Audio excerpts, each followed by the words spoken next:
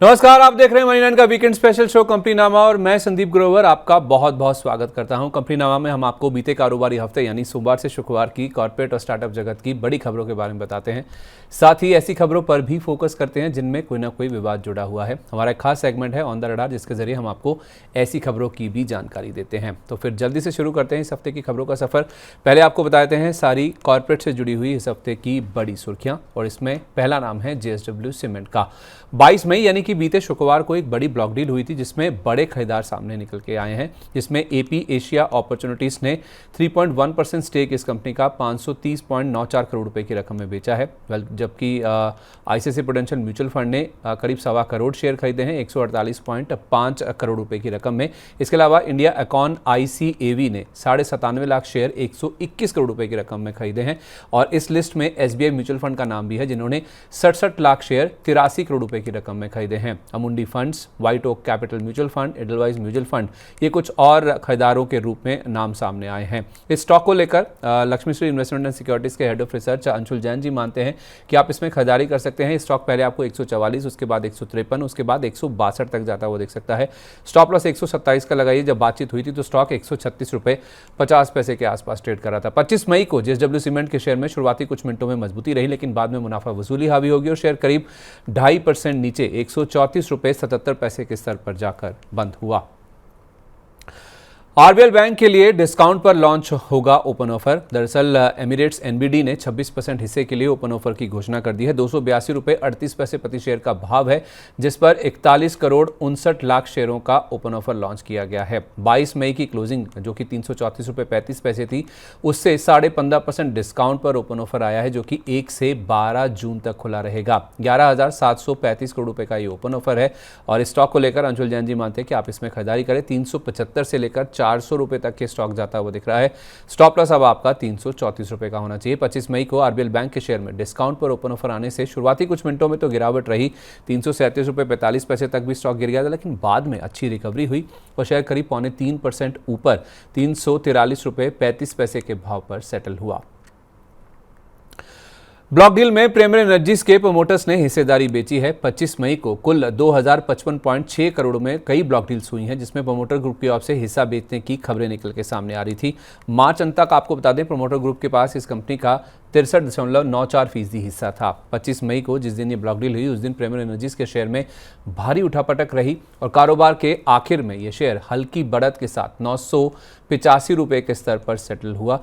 और उसके बाद 25 मई की शाम को जो ब्लॉक डील्स की डिटेल आई, उसके हिसाब से देखें तो प्रोमोटर ग्रुप ने 2.4 करोड़ शेयर 2,291 करोड़ रुपए में बेचे हैं। 955 रुपए प्रति शेयर के औसत भाव पर 5.3% हिस्सा बेचा गया, जिसमें क्वांट म्यूचुअल फंड ने 390 करोड़ में करीब 41 करोड़ शेयर खरीदे हैं। नमूरा इंडिया ने 239 करोड़ रुपए में 25 लाख शेयरों की खरीदारी करी और स्मॉल कैप वर्ल्ड फंड ने करीब 24.5 लाख शेयर और एडलवाइस म्यूचुअल फंड ने भी करीब 21 लाख शेयरों की खरीदारी की है। इसके साथ साथ the B keeper capital, Canara Robeco mutual fund, Tata mutual fund भी खरीदारों की लिस्ट में शामिल थे। अब वरुण एन जोशी जी मानते हैं कि आप इस शेयर को खरीदिए। स्टॉप लॉस आपका 960 का होना चाहिए। टारगेट 1030, 1050 और 1400 रुपए तक के देखने को मिल सकते हैं। 26 मई को प्रेमर एनर्जीज के शेयर में 4% तक का उछाल देखने को मिला, क्योंकि खरीदारों के नाम आए थे, बड़े बड़े नाम थे और कारोबार का अंत करीब 3.25% ऊपर 1016 रुपए 80 पैसे के स्तर पर हुआ। पाइन लैब्स में भी ब्लॉक डील हुई थी 22 मई को और उसमें भी बड़े बड़े खरीदारों के नाम सामने आए हैं। इसमें मेडिसन इंडिया अपॉर्चुनिटीज ने करीब 2.25% हिस्सेदारी 357 करोड़ रुपए में बेची और मेडिसन इंडिया ने आप देखें तो करीब 2.5 करोड़ शेयर औसत 144 रुपए के भाव पर बेचे हैं, जिसमें HSBC म्यूचुअल फंड ने 61 लाख का 70,000 शेयरों की खरीदारी 89 करोड़ रुपए में की है। इसके अलावा टेम्पल्टन से जुड़े फंड्स ने 47 लाख शेयर खरीदे हैं 68 करोड़ रुपए की रकम में। ICICI prudential mutual fund, ICICI prudential life insurance और म्यूचुअल फंड ने मिलकर 100 करोड़ रुपए के शेयर इस कंपनी में खरीदे हैं। इसके अलावा Franklin Templeton, Morgan Stanley, Tata mutual fund, ये कुछ और खरीदारों में शामिल थे। 25 मई को ये डिटेल्स आने के बाद पाइन लैब्स के शेयर ने शुरुआती कुछ मिनटों में एक ड्रॉप जरूर देखा, लेकिन बाद में नीचे से रिकवरी हुई जो कि दमदार रही और करीब 2.5% ऊपर ये शेयर 146 रुपए 20 पैसे के स्तर पर जाकर सेटल होता हुआ नजर आया। आईसीआईसीआई बैंक के लिए बैंकिंग रेगुलेटर आरबीआई से एक अच्छी खबर आई है। दरअसल आरबीआई ने संदीप बख्शी की रीअपॉइंटमेंट के लिए मंजूरी दे दी है।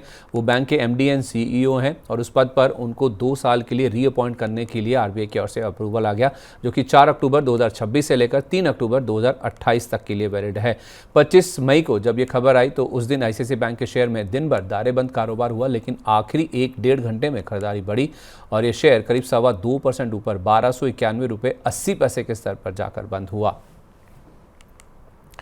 सरकार ने ओएफएस के जरिए सेंट्रल बैंक का 8% हिस्सा इस हफ्ते बेचा है। 25 मई को इसका रिटेल निवेशकों का हिस्सा खुला था, जो कि 127.73% भरा। इसके अलावा 7.25 करोड़ शेयरों के ऑफर को 9.25 करोड़ शेयरों के आसपास की बोली है। इसका जो नॉन रिटेल हिस्सा है वो पिछले हफ्ते शुक्रवार को 22 मई को खुला था और वो भी हिस्सा 113.63% भर गया था। मार्च अंत तक सरकार के पास इस बैंक का 89.27% हिस्सा था, जो अब घटकर 81% के आसपास आ गया है। अंशुल जैन मानते हैं कि सेंट्रल बैंक के बजाय आप यूनियन बैंक, जेएनके बैंक इनको देखिए।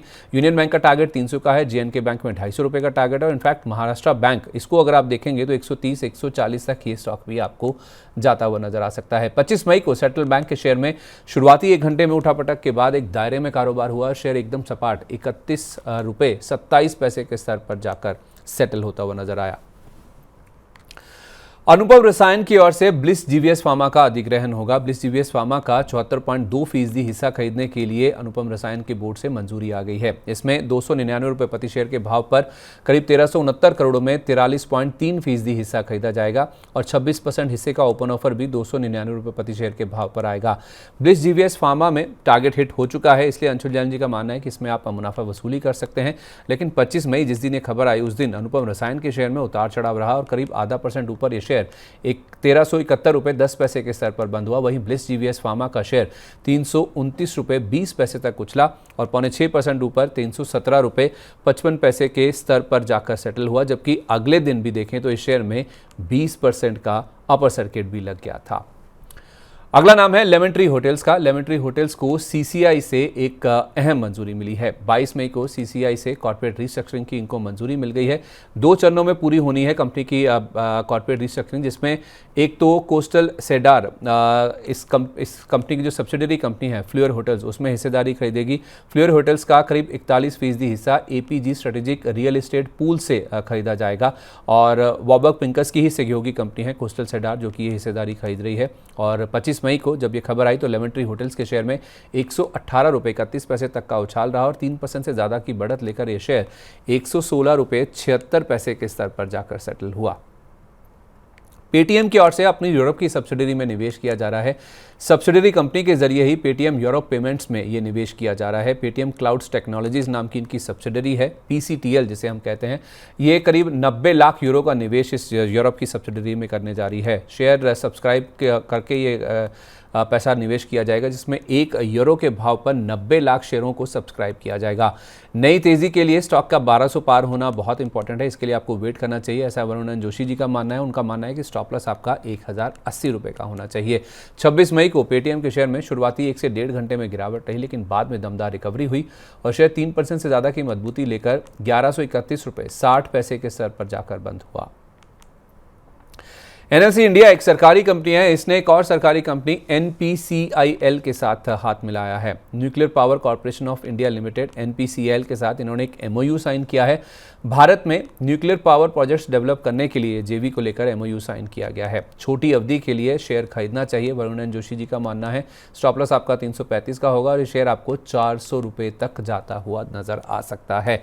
26 मई को एनएलसी इंडिया का शेयर शुरुआती 1 घंटे में 356 रुपये 50 पैसे तक उछला, लेकिन बाद में ठंडा पड़ गया और करीब 0.5% ऊपर 343 रुपये 40 पैसे के स्तर पर जाकर सेटल हुआ। बोर्ड के फैसले के बाद एक्सिस टेक्नोलॉजीज के शेयर में गिरावट देखने को मिली। दरअसल इस कंपनी के बोर्ड ने इंजीनियरिंग सर्विसेज सेगमेंट की बिक्री को मंजूरी दे दी है।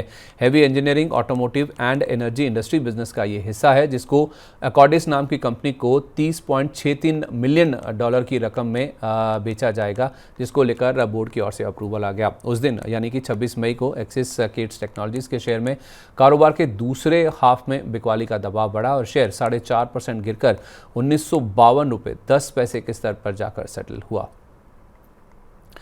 रेमंड लिमिटेड के बोर्ड ने पूंजी जुटाने को मंजूरी दे दी है। बोर्ड ने 330.88 करोड़ की पूंजी जुटाने की मंजूरी दे दी है। 66.57 लाख कन्वर्टिबल वारंट्स इशू किए जाएंगे कंपनी की ओर से, जिसके जरिए ये रकम जुटाने की मंजूरी मिली है और ये वारंट्स प्रेफरेंशियल आधार पर कंपनी की ओर से जारी किए जाएंगे। 650 से 800 रुपये तक के शेयर जा सकता है, ऐसा वरुण एन जोशी जी का मानना है। जिस दिन ये खबर आई उस दिन रेमंड लिमिटेड के शेयर में कारोबार के पहले हिस्से में मजबूती रही, लेकिन दूसरे हिस्से में बिकवाली हावी हो गई और शेयर करीब 1.25% नीचे 551 रुपये 85 पैसे के स्तर पर जाकर सेटल होता हुआ दिखा।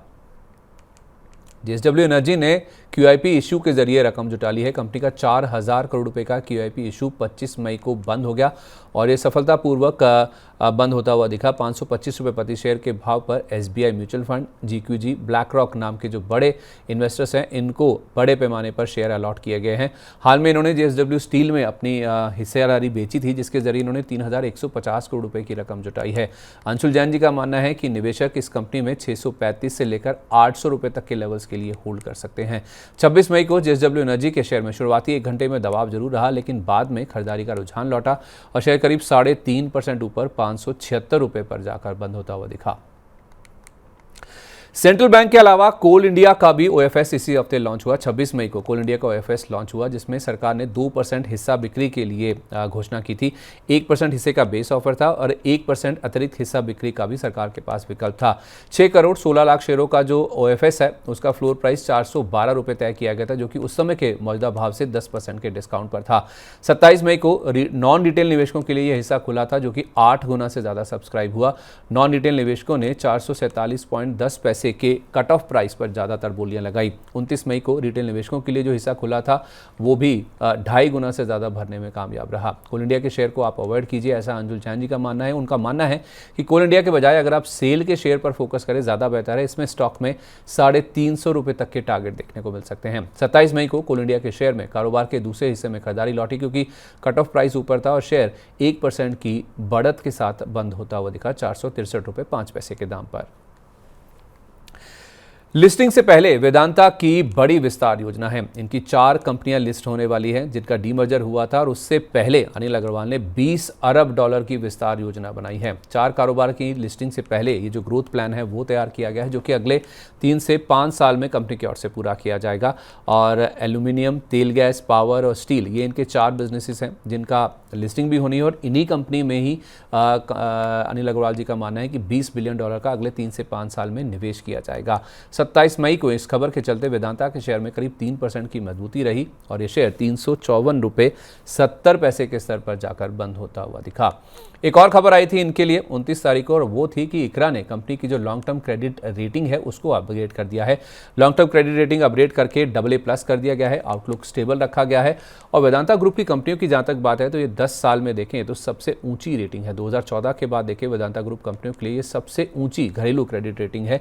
मजबूत मुनाफा हुआ है और इसके अलावा कर्ज घट रहा है कंपनी का, जिस कारण से इनकी जो फाइनेंशियल पोजीशन है वो मजबूत होती हुई दिखी है। इसके साथ साथ वेदांता एल्यूमिनियम जो कि लिस्ट होने वाली है उसकी रेटिंग बढ़ाकर AA+ और आउटलुक स्टेबल किया गया और वेदांता पावर, जिसे अब तलवंडी साबो पावर के नाम से फिलहाल जानते हैं, उसकी रेटिंग बढ़ाकर A+ की गई है। A+ से बढ़ाकर AA- की गई है और आउटलुक इस कंपनी का भी स्टेबल रखा है।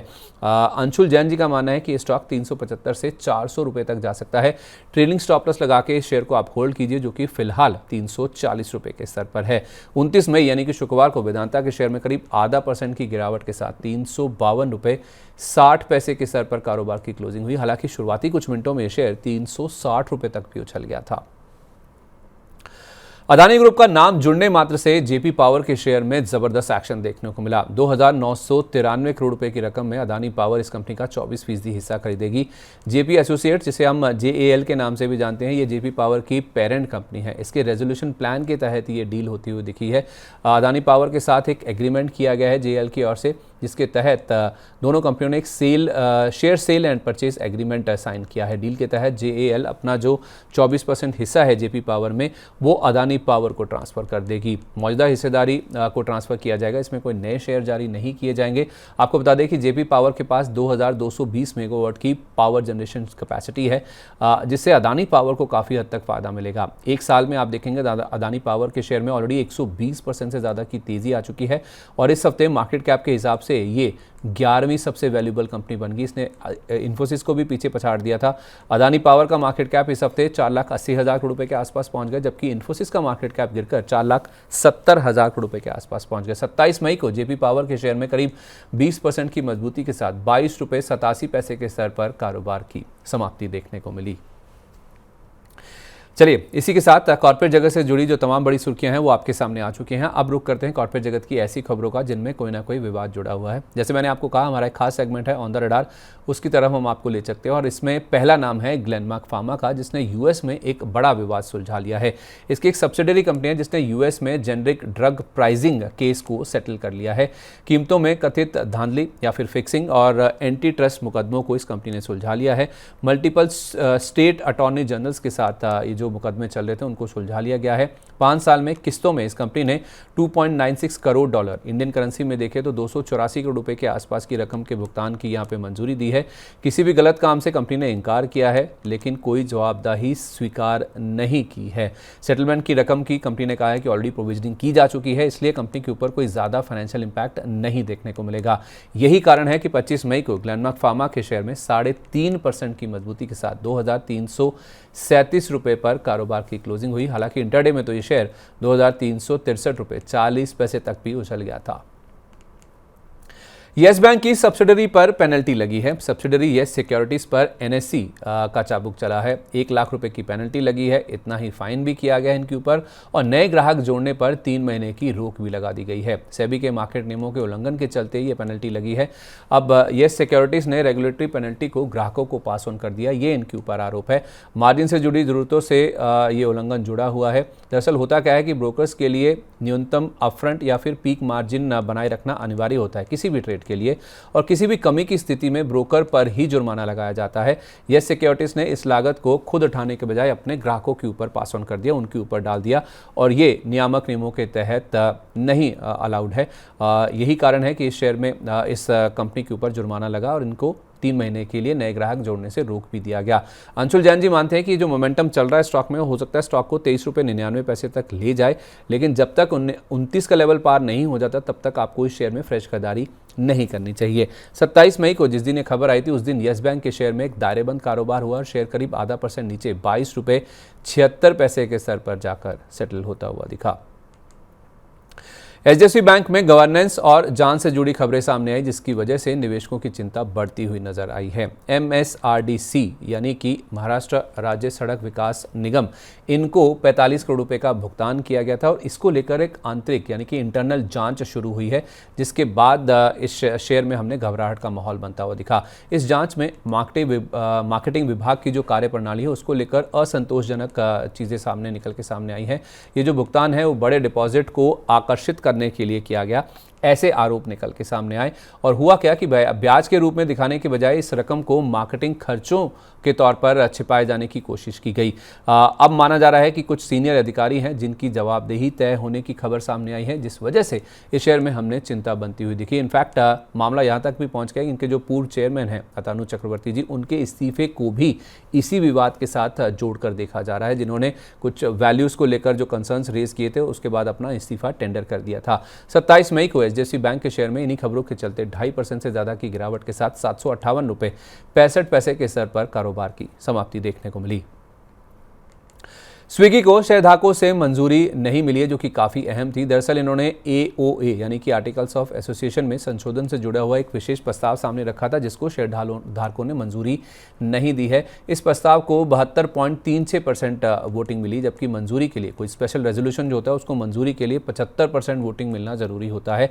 ये प्रस्ताव था क्या?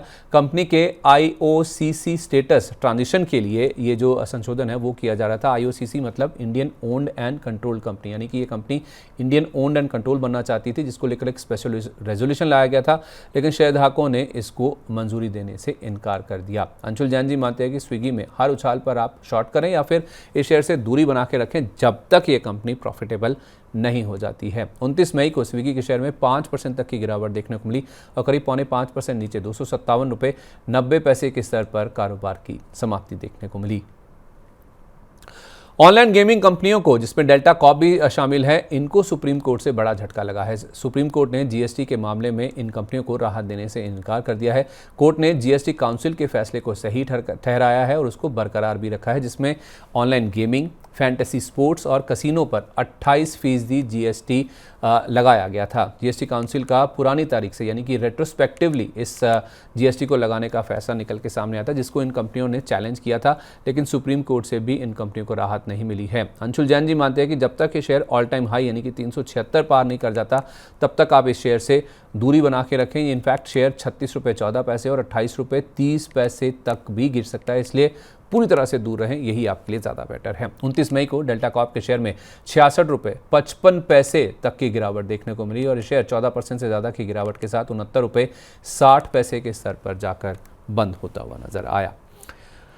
तो आज के एपिसोड में बस इतना ही। खबरों के सिलसिले को यहीं पर विराम देते हैं, पर अगले शनिवार को आपसे फिर मुलाकात होगी इसी समय नई खबरों के साथ। तब तक आप जुड़े रहिए मनी 9 के साथ। और विदा लेने से पहले एक ज़रूरी बात, अगर आपको हमारा इस हफ्ते का शो अच्छा लगा है, कुछ जानकारी अच्छी लगी है, तो नीचे कमेंट बॉक्स में अपनी राय हमारे साथ ज़रूर साझा करें और अपने दोस्तों को, सहयोगियों को, रिश्तेदारों को भी इस वीडियो का लिंक ज़रूर शेयर करें। आज के लिए बस इतना ही। मैं आपसे इजाज़त लेता हूँ। नमस्कार, हैप्पी वीकेंड।